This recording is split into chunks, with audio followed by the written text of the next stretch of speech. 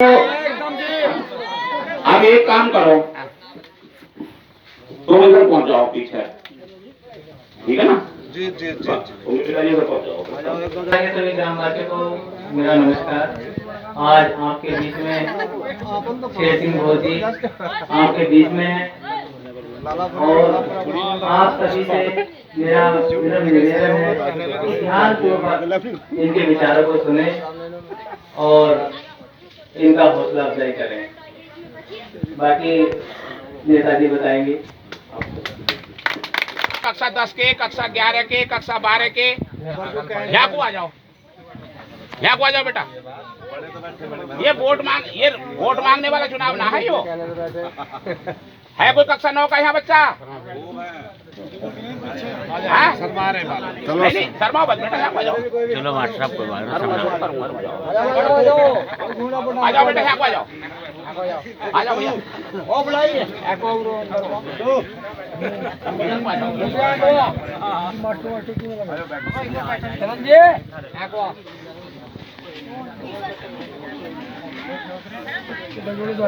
तुम्हारे गांव में।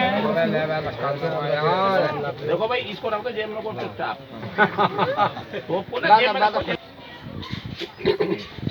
तुम्हें पता चुनाव का चल रहा है इस टाइम? देखो जी, हमारे जिला पंजाब हाँ, जिला पंजाब क्यों चल रहा है चुनाव? हाँ, ये बता, सोनू घरवाल ने इस्तीफा दे दिया। सोनू घरवाल हमने हमने इतना जो हम बात करें वही बात है। ये तुम्हारे जो जिला पंचायत का पिछला चुनाव हुआ था, यहाँ से कौन मेंबर बनकर गया था? वो गया था, नेपाल गया था बल्कि। या फालतू में नेपाल में बन गया था, नेपाल गया था। 2.5 साल, पौने 3 साल होने वाले।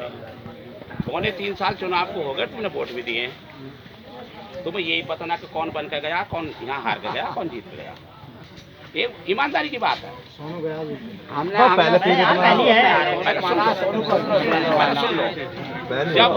जब हमें इस चीज की जानकारी ना होने की कि हमने वोट दिया किसा है, हमारे यहाँ जीत का कौन गया, तो भैया फिर विकास की बात कैसे होगी? तुम कहोगे किससे जाएगा? क्यों जी? जब तुम्हें यही पता ना कि हमारे क्षेत्र से जीता कौन है, हमने जिसको वोट दिए हैं वो कौन है, तो फिर तुम जाएगा ही किससे कहोगे कि हमें सड़क चाहिए, नाली चाहिए, खड़ंजा चाहिए। क्यों वोट दे रहे हो भाई? किस लालच में वोट दिया जाता है, ये बताओ मुझे। क्या लालच है वोट देने का? हम वोट देते क्यों हैं? काम आवेगा ना। जब काम वाले को जो काम हमारे आना है, जब हमें उसका ही पता नहीं कि कौन है, तो फिर काम का कोई मतलब मारेंगे।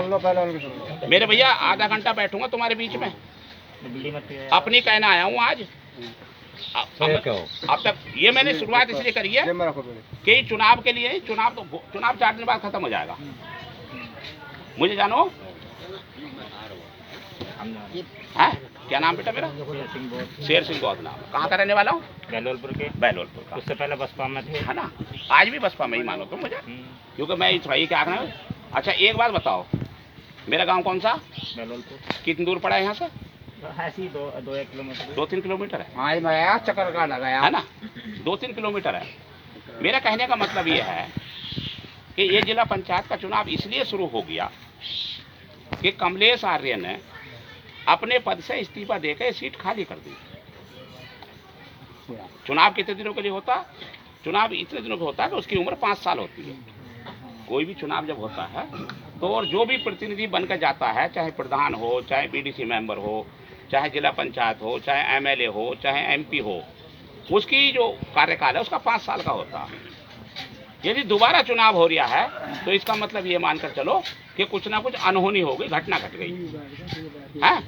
घटना में 2 काम होते हैं, या तो उस क्षेत्र का जो जीता हुआ प्रत्याशी है, जो बना है, या तो वो मर जाए या इस्तीफा दे दे। 2 ही कारण से होता है ना। यहाँ इस जिला पंचायत क्षेत्र में दोबारा इन पिछले 10 सालों में ये चौथा चुनाव हो रहा। पहले भी 2 बार हुआ था, आपका भी 2 बार हो गया। पहले क्यों हुआ था कि नेपाल सिंह जी की हार्ट अटैक से मौत हो गई। उसके बाद उनका बेटा लड़ा सोनू, वो जीत गया। फिर दोबारा चुनाव हुआ तो कमलेश आर्य जीत गई। कमलेश आर्य जी ने इस्तीफा दे दिया और उसके बाद वो दोबारा से चुनाव हो गया। इसलिए चुनाव हो रहा है ये। अब ये बताओ, तुम्हारे गांव में जो भी प्रत्याशी लड़ रहे हैं, कौन कौन बीच में वोट मांगना है तुम्हारे बीच में? दुनिया को ना कह रहा मैं जो लड़ने वालों को कह रहा हूँ।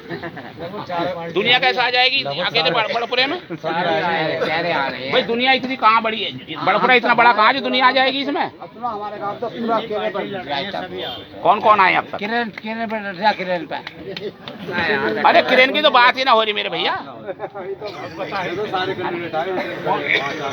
है ना, सब आए। अच्छा एक बात बताओ, कहाँ कहाँ के हैं? दो तो शेर के लड़ रहे हैं। हाँ, दो तुम्हारे उधर के, दो हमारे घर के, एक गाजियाबाद का आया था, है ना? हाँ जो भी है हाँ, जो भी है, कैंडिडेट हो गई। अब तुमने कुछ ना कुछ मन बनाया होगा अपना, अभी ना?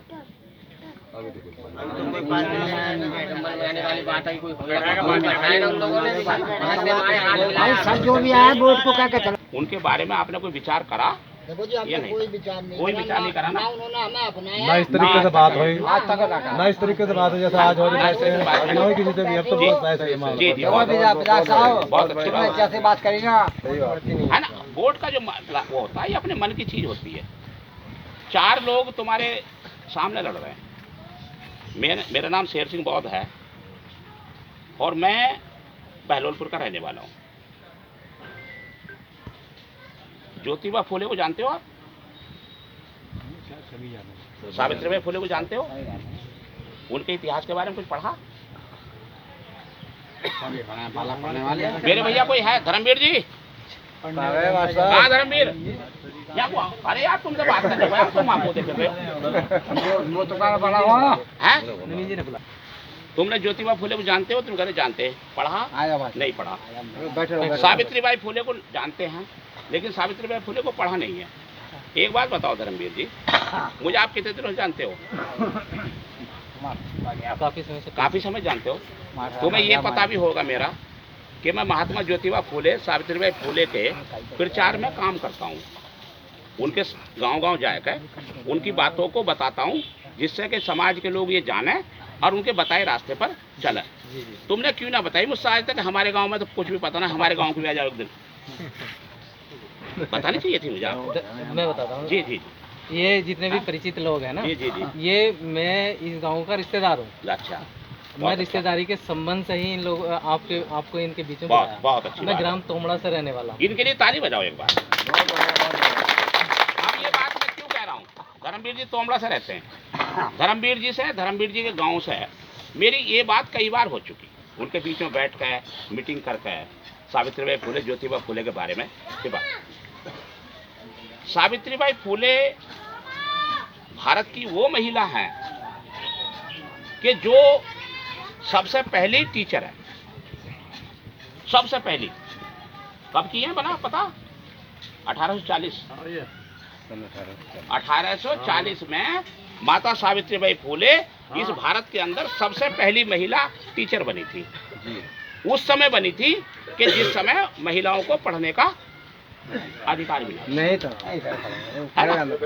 बोलो मतलब बीच में तुम्हारे दिमाग में आने की नकार या पढ़ने की लड़ाई लड़ी किन्होंने? महात्मा ज्योतिबा फुले ने। महात्मा ज्योतिबा फुले कौन समाज से थे? सैनिक समाज। सावित्रीबाई फुले कौन समाज से थी? सैनिक। उन्होंने 1827 से लेकर 1890 तक, 27 नवंबर 1890 को इस भारत के वो विदा हो गए, यानी कि मर गए, मृत्यु हो गई 27 नवंबर 1890।